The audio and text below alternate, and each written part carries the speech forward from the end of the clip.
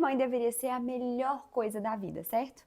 Algumas mulheres lidam com uma grande tristeza nessa fase, uma sensação enorme de culpa e, inclusive, uma desconexão com o seu bebê. E é exatamente isso que aconteceu com a Fernanda. E o pior, ela achou que era culpa dela, mas estou aqui para te falar que não era. Hoje eu vou te contar tudo o que você precisa saber sobre depressão pós-parto, como você consegue identificar os seus sintomas, como você consegue prevenir e tratar caso esteja lidando com isso. Meu nome é Paulinha Gilbert, eu sou mestre psicólogo na terapia cognitiva comportamental e eu sou uma pessoa que a vida inteira lidou com ansiedade e hoje fez as pazes com ela. Eu também sou a mãe do Theo e vivo hoje os desafios da maternidade e por isso eu quero trazer mais sobre esse assunto aqui no canal. Se você quer melhorar a sua ansiedade e viver mais leve, já aproveita para se inscrever aqui no canal e ativar o sininho da notificação para os próximos vídeos. E hoje eu vou te contar a história da Fernanda. A Fernanda é uma mulher que sempre sonhou em ser mãe. E logo quando ela soube que ela estava grávida, ela ficou muito feliz, contou para toda a sua família. Mas depois de um certo tempo da gravidez, ela começou a se sentir estranha.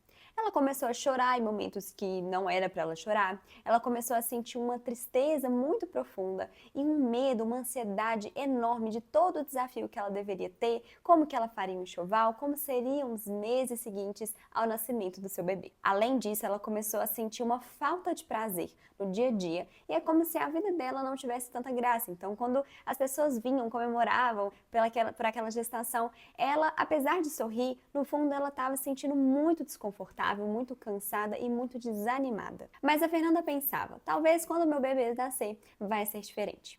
E aí chegou o grande dia, o seu bebê nasceu. E ela sentiu algo que ela se culpou muito. Ela sentiu uma grande desconexão com o seu bebê.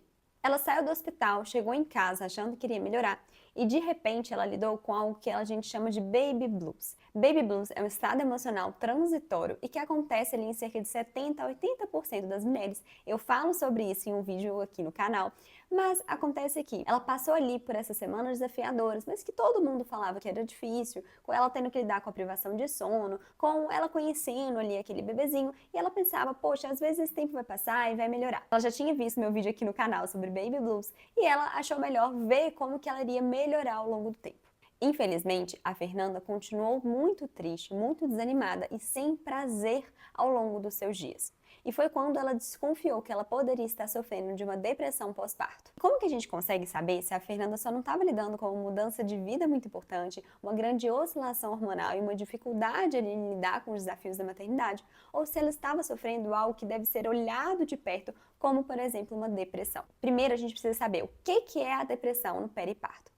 Antes eu vou te explicar o nome, porque muitas vezes a gente utiliza o nome depressão pós-parto, mas a gente teve uma mudança na nomenclatura e hoje a gente identifica como uma depressão maior com início no periparto. E por que a gente utiliza o nome periparto? Porque os pesquisadores perceberam que, na maior parte das vezes, essas mulheres que sofrem com essa depressão pós-parto, na verdade, os sintomas tinham um início lá na gravidez. Então era bem estranho a gente falar de depressão pós-parto, sendo que grande parte das mulheres, metade dessas mulheres, começavam a ter seus sintomas já na gravidez. Quais são os sintomas dessa depressão? Lembrando aqui que quem vai fazer um diagnóstico vai ser ou um psicólogo ou um psiquiatra, que são os profissionais qualificados para conseguir fazer esse diagnóstico. Então, para a gente considerar uma depressão com início no periparto, você precisa ter pelo menos 5 desses sintomas que eu vou listar por pelo menos 2 semanas. Lembrando aqui que a gente tem a fase do baby blues, que pode ser um confundidor, então a ideia aqui é você pensar isso, seja na gravidez ou então nas 4 semanas depois do parto. E os sintomas são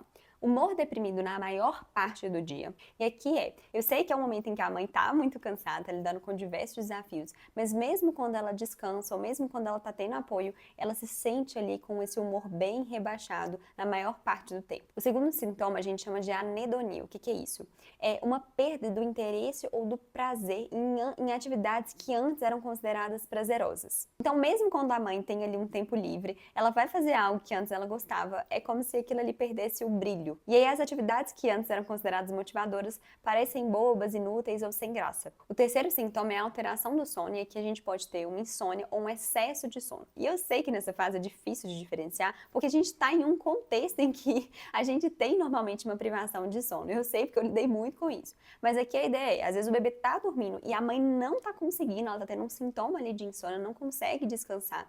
Ou então mesmo quando ela descansa, ela se sente ali muito cansada, né, muito exausta. força. O quarto sintoma é uma fadiga extrema, uma falta de energia. Novamente, é um sintoma, né, normal ali dessa fase, mas aqui lembrando, mesmo em contextos e momentos em que a mãe consegue repor essa energia, ela consegue descansar, ela continua se sentindo exausta, parece que nada melhora. O quinto sintoma é um sentimento de culpa ou de ser inútil.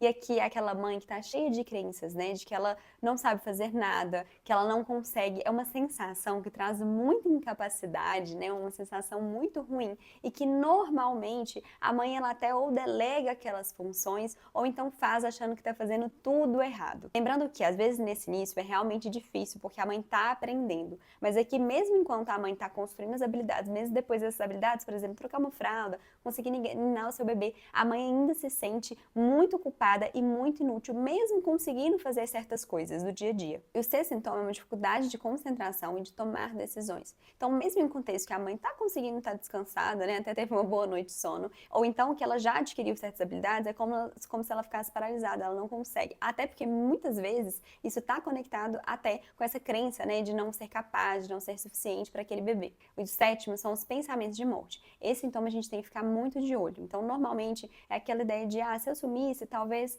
não aconteceria nada, seria melhor para o meu bebê, ou então se eu desaparecesse, talvez isso me daria mais alívio. Esses pensamentos estiverem persistentes e também estiverem vindo junto com o planejamento, você deve agora entrar em contato com uma emergência médica. Procure um psicólogo, procure um psiquiatra, procure um hospital para que você consiga ser olhada da melhor forma e ser cuidada da melhor forma. Lembrando aqui que isso não tem relação com você ser uma mãe ruim ou você ser fraca.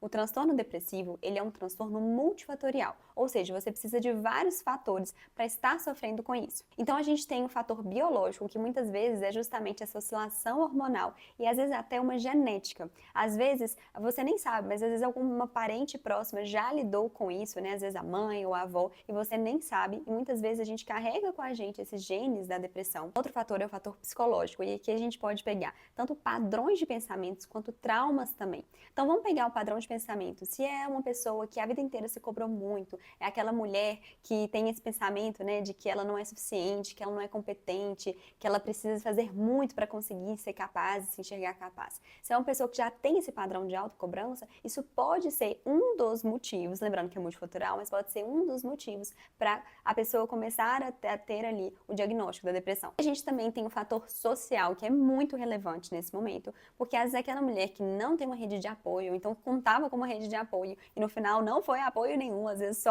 veio só ali esse contexto de crítica. Isso também pode ser um fator que vai ali desencadear a depressão. Os estudos mostram que de 10 a 20% das mulheres sofrem de depressão nessa fase e infelizmente muitas mulheres não são tratadas devidamente. E a ciência já mostrou pra gente também os fatores de risco que você deve ficar atenta. Então, primeiro é um histórico de ansiedade ou depressão. Então, no passado, aquela pessoa que já teve episódios depressivos, ou é uma pessoa que teve ali muitos ataques de ansiedade, ou teve ali uma ansiedade muito disfuncional, isso é um fator de risco. Uma gravidez não planejada ou indesejada, uma complicação no parto ou na gestação, falta de suporte familiar ou um parceiro ausente, níveis elevados de estresse ou dificuldade financeira e privação de sono extrema depois do parto. O que você deve fazer se você estiver desconfiando que está deprimida? A primeira coisa que você deve fazer é reconhecer que isso não é uma fraqueza.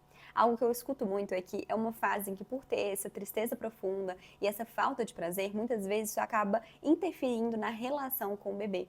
E ao se sentir não conectada com esse serzinho, a mãe acaba se sentindo muito culpada e acaba aumentando ali essas crenças de que ela não é uma boa mãe. Sendo que, na verdade, ela está diante de um diagnóstico e ele é tratável. Então, a segunda coisa que você deve fazer é justamente buscar o tratamento correto. Hoje a gente sabe que o melhor tratamento é a gente aliar a terapia cognitiva comportamental com também medicações. Existem medicações que são seguras tanto na gravidez quanto também na amamentação. Outro ponto é você tentar ao máximo não se isolar. E eu sei que às vezes é muito difícil, porque até pode fazer parte, né, ali de um dos sintomas, de uma consequência desses sintomas, mas ao não se isolar, às vezes as pessoas, a sua rede de apoio, pode perceber que tem algo errado e nisso conseguir te ajudar. Inclusive, uma das coisas, né, uma das etapas do tratamento é a gente começar a inserir atividades prazerosas no dia a dia, mesmo que por enquanto você não sinta esse prazer todo. E às vezes as pessoas ao seu redor podem conseguir estar ali junto com você, fazendo com que você se comprometa a fazer essas ações e também sendo uma companhia, um apoio nesse momento difícil. E a terapia cognitiva comportamental que eu comentei, ela vai conseguir te ajudar muito tanto nessa parte de ativação do seu comportamento, que é um dos tratamentos, os principais tratamentos para depressão, e também uma reestruturação cognitiva. É um nome difícil para falar que vai conseguir mudar os seus pensamentos. Como que a gente consegue prevenir e passar por isso? Você ter uma rede de apoio te ajuda muito, até porque não ter é um fator de risco. Então você tá ali junto com seus amigos, conversar ali com o parceiro, caso ele seja presente, conversar com seus familiares, caso eles sejam presentes, ter amigas também ao seu redor que possam compartilhar ali, né, que você possa compartilhar seus desafios também. Coisa que me ajudou demais foi ter grupos de mães. Às vezes, minhas amigas não entendiam também, ou meus familiares já lidaram, né, com a maternidade há muito tempo, então não conseguia entender tão bem, né, aqueles desafios. E acaba que, em grupo de mãe, a gente consegue ali ter pessoas que viveram a mesma experiência, podem dar dicas, inclusive, para facilitar a gente passar por essa experiência, e nem seja uma companhia para falar sobre as dificuldades, sobre os prazeres também da maternidade. Outra coisa que você deve fazer para prevenir é observar a sua saúde mental na gravidez. Como eu falei, 50% das mulheres, os sintomas começam na gravidez. E muitas vezes a pessoa passa desapercebida e pensa, depois que eu tiver, as coisas vão melhorar. Mas a ideia aqui é a gente redobrar os cuidados, uma vez que na gravidez a gente já está começando a sentir alguns sintomas. O que eu recomendo, inclusive, é você já buscar terapia ou até um acompanhamento para você ver se precisa de tomar medicação, para justamente a gente ter certeza que você vai entrar nessa fase de pós-parto sendo acompanhado. Um outro preventivo é você tentar ter uma alimentação mais saudável e também fazer exercício físico. No início, fazer exercício físico é muito difícil, até porque tem toda a rotina com o bebê, né? Só quem é mãe sabe como é que é. Tem toda a rotina com o bebê e acaba que o início a gente até não pode voltar a fazer exercício. Mas assim que der, a ideia é às vezes você fazer, às vezes dar uma caminhada na rua onde você mora, não precisa ser um exercício físico intenso, mas o ideal seria pelo menos você conseguir ali caminhar um pouco. Às vezes eu até sugiro de ir com o bebê para você ver a luz do dia, você conseguir ali se tornar um pouquinho mais ativo. E a outra coisa é você evitar uma pressão, uma expectativa irreal. Acaba que a gente acha que a gente vai conseguir fazer de tudo pelo bebê. Eu tinha muito essa ideia, né, de eu sempre quis ser mãe, então eu vou conseguir fazer tudo, eu vou me doar 100%. E isso na prática não é fácil. E hoje eu percebo que isso inclusive nem é o ideal. Eu achava que eu tinha que me doar 100% pro Theo. E aí quando eu percebi que eu queria continuar fazendo coisas na minha vida, então eu queria continuar, por exemplo, fazendo exercício físico, vendo série, trabalhando, isso me assustou. Mas hoje eu vejo que era uma expectativa irreal minha, que só o meu filho iria me bastar, que só o meu filho tinha que me suprir 100%. Isso é até injusto com ele se a gente for parar pra pensar. E inclusive não é saudável, porque quando ele crescer, como é que vão ser as coisas? Eu faço analogia que nessa fase a gente precisa enxergar a vida como se fosse uma pizza. Às vezes a gente tem ali a ideia de que a maternidade vai ocupar toda essa pizza, mas a maternidade deveria ser 1, 2 ou 3 pedaços dessa fatia de pizza. A gente precisa ter outras fatias para a gente conseguir se sentir completa e também não depositar tantas expectativas assim na maternidade. Porque acaba que aquele dia que o bebê tá mais choroso, ou então que você não tá tão paciente, ou não tá sentindo aquele prazer enorme por ser mãe, e esses dias eles acontecem, não significa que você é uma mãe ruim.